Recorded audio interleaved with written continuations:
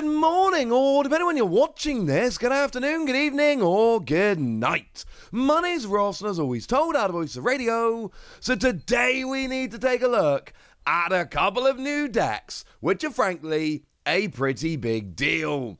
We've got the Marnie and Steven Starter Set EX decks. And we've got new Trainers Pokemon, we've got new EXs, we've got new illustration rares, we've got decks that are frankly awesome and gonna be a pretty gosh darn big deal. Sound like a plan? Excellent. So let's go and start off then having a look at Marnie, because here's the thing, right? We saw Marnie's Grimmsnarl be shown off at the World Championships. That was something that happened. And I've had a bunch of questions from people recently going, well, hang on a second, Wassy. We've seen Journey together. We know that Marnie cards aren't in there. We've just got the 4 trainers on the front of the pack. Your Hop, your Ino, your Lily, and your N. What's going on? Where is Marnie? Well, I did tell you this previously on this channel.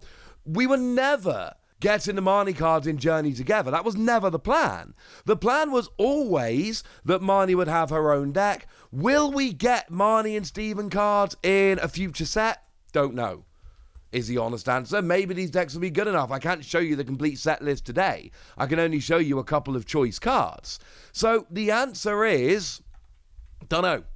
Maybe we'll get more Marnie cards in the future. Maybe this deck is all we ever actually get. The honest answer is, we don't know. I wish I could tell you, but I can't. But I can tell you all about the lovely new Marnie cards, and that at least has got to be something. So we might as well start off with Marnie's Grimmsnarl EX, for which we don't really need a translation, because of course, we saw this at the World Championships. That was a thing. And I will say, although obviously it could have changed between Worlds and now, I've had a look at the Japanese card, I've done the translation, and I can confirm the card has in fact not changed. The attack is 2 energy, 180, and it also does 30 damage to one of your opponent's bench. And the attack is, when you play this Pokemon from your hand to evolve one of your Pokemon during your turn, you may search your deck for up to 5 basic darkness energy and attach them to your Marnie's Pokemon in any way that you like. So basically what we've got here is just redonkulous energy acceleration. And Grimmsnarl itself doesn't really need it. Grimmsnarl's attack is 2 energy, and that's basically it. Okay? So maybe you might need 1, but honestly, it's not that big a deal. Don't even worry about it. It's not something that I'm particularly concerned about. However, we also need to bear in mind that there will be other Pokemon that will want to use this in the future. That's what we're very concerned about. Because honestly, my thoughts about Marnie's Grimmsnarl are very much the same as they were before. The ability is clearly awesome, but it's on a stage 2 and we need a really good attack with which to pair it. And the attack is fine, but 180 on a stage 2 is not really enough. It's a bit meh. Oh, by the way, we have seen the pre-evolutions here. Impidimp does have draw a card. Other than that, they are vanilla. They're not terribly exciting. But we have Morpeko, and maybe Morpeko is going to be the answer here. And what we got with Morpeko is an attack for 3 colorless energy. But again, this is clearly designed to be used with Grimmsnarl. That's kind of the point, right? 20 damage, plus 40 for each darkness energy attached to this Pokemon. Oh. In theory, you attach 5 darkness energy to it, and you do 220 damage. So you evolve up into Grimmsnarl, you put all 5 energy on here, and then you get to do 220 damage on a basic Pokemon. But is that really the best use? Like, do we want to evolve into a stage 2, put 5 energy on here, and you're only doing 220, which is not a phenomenal amount of damage, and then at the same time, you've got a 70 HP Pokemon, which is going to be, like, super easily KO'd. I don't think that's a particularly great idea. Oh, side note, look at the illustration rare. This just comes in the EX deck, no ifs, buts, or maybes, no mucking about. There is an illustration rare which comes in here, which is awesome. but I don't think this Pokemon's good enough. 70 HP means it's going to be KO'd really easily, and I love the energy acceleration, but I don't love having to evolve into a stage 2 and putting all the energy onto Morpeko, and I don't love only doing 220 damage, knowing I'm going to get KO'd like straight back. Not a huge fan, frankly, although I do love the artwork. But then we do have a stadium here. The stadium is Spikemuth Gym, and that says that once during each player's turn, they may search their deck for a Marnie's Pokemon, reveal it, and put it into their hand. Clearly a phenomenal, essential stadium if you're playing Marnie decks. Clearly, this is going to help you to get your Grimmsnarl out a lot more easily. So, I like this. I really like this. I just need a Pokemon with which to attack, and I'm not sure I've got it yet. Great ability to accelerate energy, great stadium to go and search out Pokemon. I'm really hoping there's something in the deck to attack with, because what are we going to do? Like, evolve into a Grimmsnarl every time we want to attack with Morpeko? Because that ain't lasting more than a turn. And like I say, 220 I just don't think is enough. But how about Steven? We got Steven deck here as well, and we got ourselves Metagross EX. 340 HP is as high as we see on any card. That is the highest natural HP we get.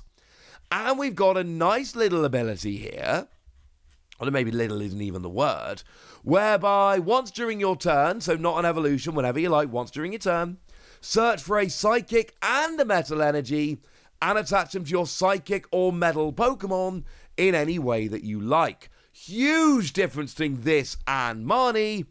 This attaches to your Metal and Psychic Pokemon in any way that you like. Whereas Marnie's Grimmsnarl only accelerates energy to Marnie's Pokemon, making it a very restrictive card, this will attach energy to whatevs.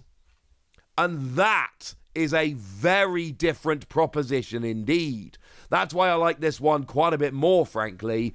The fact that you can accelerate energy, firstly, it's every turn, not just when you evolve into it. And secondly, it goes anywhere rather than the Marnie card, which can only attach to Marnie Pokemon. Then we've got an attack for Metal Double Colorless 200, but of course the ability will get that rolling in a single turn. I still don't love 200, frankly, but it's fine. It's a big beefy Pokemon that accelerates energy. But the other thing that's really important here, you are accelerating energy every turn, and this is not limited to Steven's Pokemon. It is once per turn, but if you've got multiple Metagross, you can use it multiple times during your turn. Don't worry, ladies and gentlemen, this is gonna be fine. I like this. I like this very, very much indeed. Don't love the attack again, but the ability is amazing, and it's a big, beefy Pokemon with 340. In terms of pre-evolutions, we do have these. We also have ourselves a Metang here that just 2 energy, 17 can't attack next turn. And it's Beldum that gets the illustration rare. Look at it. Look how beautiful it is. This is another stunning card. Cool. We also do get one other Steven's Pokemon, and it is Diancie. But once again, we have no attackers in this reveal. Diancie, free energy 80, rubbish, but a really nice ability that says, as long as it's on the bench, it actually doesn't work if it's in the active. Your Steven's Pokemon take 30 less damage from attacks from your opponent's Pokemon. This one, for what it's worth, does explicitly say that it doesn't stack, so even if you got multiple Diancie out, you could only have a minus 30 reduction. It's like the opposite of what we see in all the hot stuff. That's not bad. Now I've got a 330 HP Pokemon that is taking 30 less damage from attacks. That's clearly a very, very good thing. This I like very much indeed. But I still need something to attack with. We've actually got a really nice stadium here as well. The stadium is Granite Cave, and it's basically Diancie in a stadium. Your Steven's Pokemon and your opponent's Steven Pokemon, I should add, take 30 less damage from your opponent's Pokemon's attacks. So that's really nice. We like this. But again, we need to ask the question of, well, hang on a second. What are we attacking with? And the answer is, I don't actually know.